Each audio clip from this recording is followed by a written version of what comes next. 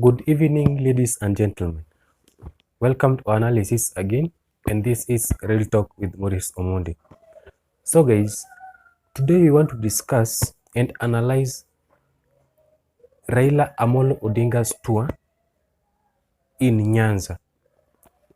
Raila Amolo Odinga, just the other day, completed his 5 days tour within the Nyanza region. Raila Amolo Odinga managed to cover parts of Siaya, Homa Bay, Migori, and Nyamira. In this tour, I noticed two major things. Number one, when Raila was campaigning in Luo Nyanza, he stated clearly that the region is for ODM party, and according to Azimio agreement, the area belongs to ODM. So they were telling the voters that places like Migori, Siaya, Homa Bay, and Kisumu is zoned for ODM candidates. And that's why other parties are not sponsoring candidates within those counties. Another thing that we noticed is that Raila Amolo Odinga did not endorse any candidate in Nyamira or in Kisii. Though he didn't go for a rally in Kisii, but Martha Karua was there, but Raila Amolo Odinga himself didn't have a rally in Kisii. I never saw Raila endorsing any candidate from Nyamira or Kisii County. I tend to believe the reason why Raila didn't endorse any candidate, he wants the aspirants within the Azimio to battle within themselves and garner vote for themselves. While they will be doing this, their supporters will also turn out to vote for Raila Amolo Odinga. But in Luo Nyanza, he was specific and he endorsed ODM candidates. And from my area where I come from, that is Ugunja constituency, he endorsed Wandai, he endorsed Honorable Andrew Mwinde, who is my area MCA. He endorsed other MCAs, and he also endorsed Oburu, Ombaka, and James Orengo. As you stand now, James Orengo is really facing a stiff competition from his competitor, Engineer Nicholas Gumbo. Nicholas Gumbo is giving James Orengo a run for his money. On the other hand, Oburu is also facing a very stiff competition, I think from a candidate who is being sponsored by MDG. So in Siaya, there is a very stiff competition between the senatorial seat and the governor seat. So Raila Amolo Odinga came out clearly and endorsed these people and said the area is for ODM. He went on to Homa Bay where he endorsed Gladys Wanga, and also he went to Migori where he endorsed, I think he endorsed the governor there. Yes. So another thing that we tend to believe is that Raila Amolo Odinga understands very well that Nyanza region, if he tries to consolidate Nyanza region, that consisting, including Nyamira and Kisii, he will be assured of starting the election with at least 3.1 million votes. You know, in Nyanza region alone, we have a total of 6 counties, which is Siaya with a total of 518 votes. We have Migori County with 554. We have Kisumu with 616. We have Kisii with 638. We have Homa Bay with 538,000. And then we have Nyamira County with 316, totaling to 3.1 million votes. Raila want to go into the election assured of getting at least, if not 3.1 million votes, because you can't garner 100% votes. He will be assured of at least garnering around 2.5 to 2 million votes from Nyanza region alone, and that will be a good start for Raila Amolo Odinga's presidency. Yes, another thing that we tend to believe that this time around Raila Amolo Odinga is taking Nyanza seriously. Raila Amolo Odinga, in his previous presidential races, he has never campaigned in Nyanza region, especially from my county, Siaya.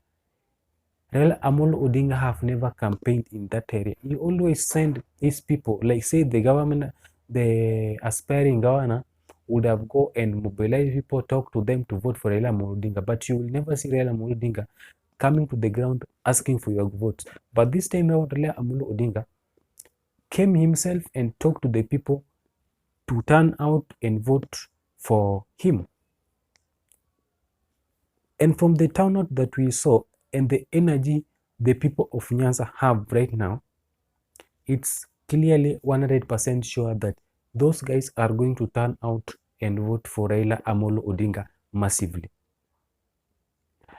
The people of Nyanza region, as it stands now, they are now saying that it doesn't matter how long Raila Amolo Odinga will become the president.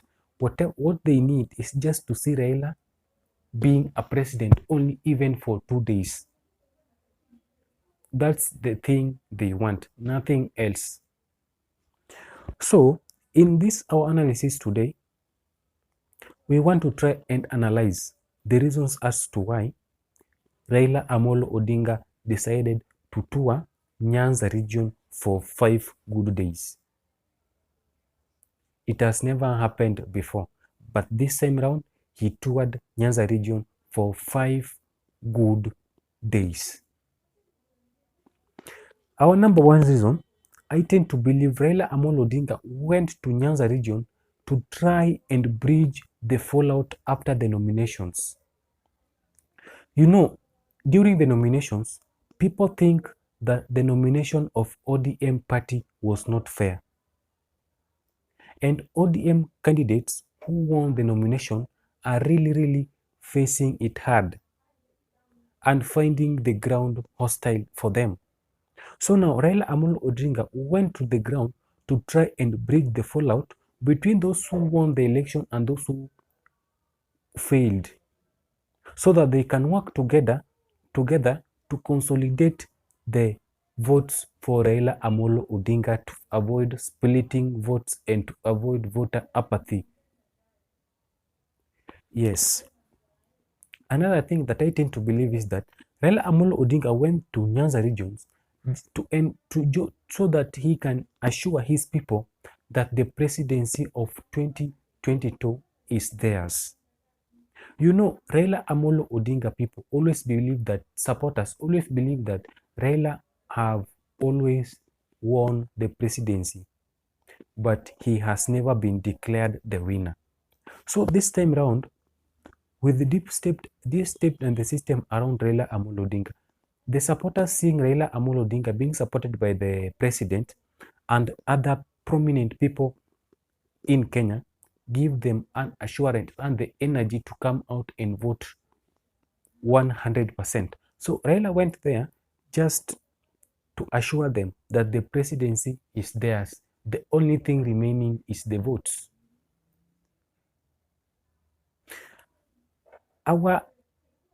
Another thing objective that I tend to believe, I have already talked about is the thing called zoning. I tend to believe that Azimio agreement stated very well that Nyanza region is specifically the Luo Nyanza region is going to be for ODM, will be zoned out for ODM. So Raila Amolo Odinga was going to the ground to explain to his people the reason as to why they should vote for ODM candidates. During the rally, you had people like Junet Mohammed telling people that they have not sponsored any candidate in Ukambani because they have left it for Wiper Party. They have not sponsored any candidate in Mount Kenya because they have left it out for Jubilee. Again, they said they are not sponsoring any candidates in the Northeastern because they have left it for Upia Party and the UDM. And they were very, very clear on that. So while it comes to ODM Luo Nyanza region, they stated clearly that they must vote for ODM candidates to make Baba presidency strong. So I tend to believe Raila Amolo Odinga went to the ground to campaign for ODM candidates. As we speak right now, ODM candidates, majority of ODM candidates are facing very, very stiff competition from other parties and independent candidates. And this is what Raila wants to wipe off. Yes, another thing that I tend to believe that made Raila went to Nyanza region is because he is seeing a situation where not Uhuru Kenyatta, but Ruto is going to eat some part of coast and some part of, let's say, Western Kenya. So he went to the people of Nyanza region to consolidate them so that they can vote for him 100%, if not 100%, but 90 to 95%, to bridge the loss vote that he will lose in Coast and Western. And this is the reason why Raila Amolo Odinga almost toured the entire Nyamira County. You know, if Nyamira County can vote for Raila Amolo Odinga 90 to 80%, and Kisii County, which is now assured, is going to vote for Raila Amolo Odinga, this will help Raila Amolo Odinga to bridge the gap that the votes that he is going to lose from coastal region and western region. So he went to the people of Nyanza region just to consolidate the support base. You know, charity begins at home. And he wanted a situation where the Luo Nyanza and the Nyanza region in large will come out and vote to him 100%. That is our analysis, and thank you for watching. I hope you enjoyed the video. If you enjoyed the video, kindly subscribe to our videos. Give this video a thumbs up and share it in your social media platforms. This is Real Talk with Boris Omondi, and pleasure having your support. To our subscribers, I want to thank you for your continued support. I'm not taking it for granted, and for sure, I'm really grateful. Inshallah.